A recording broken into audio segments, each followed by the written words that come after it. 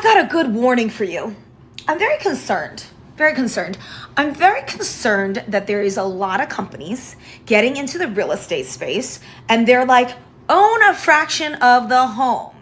Now, a company doing this could be doing it for long-term rentals, for single family assets, for multifamily assets, and for Airbnb assets. I'm gonna call it right now. These are very concerning businesses. I see it as nothing more than a Ponzi scheme. I truly do. Because I know real estate. I've been in the fucking game since 2014, and I've been out and about in these streets.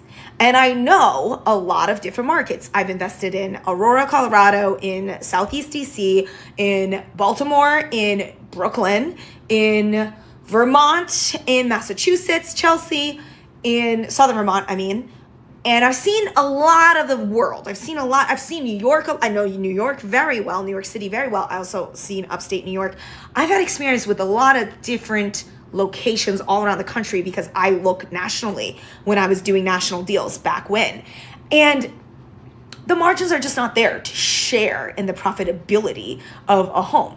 Because I've done this for enough time where I'm like, it's a lot of work. It's a lot of work and it's a lot of money to upkeep a house.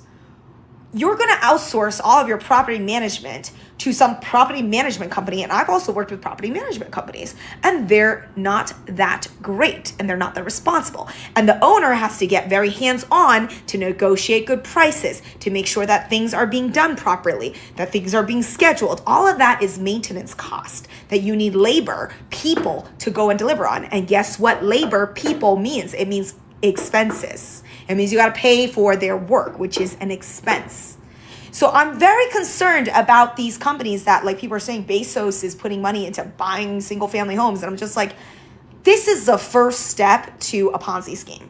Like, I don't care who is doing it because I know how small these margins are, which is why I don't trust a humongous number of syndications out there. Because I'm like, when the market crashes, and it won't crash, but it will definitely fluctuate. Certain markets will crash harder than others. And what I mean by crash feels like a crash because the homes are so inflated that even if it drops to a normal value, that will feel like a crash. And to me, that's a deserved crash. That's a market correction. To me, it's not a crash.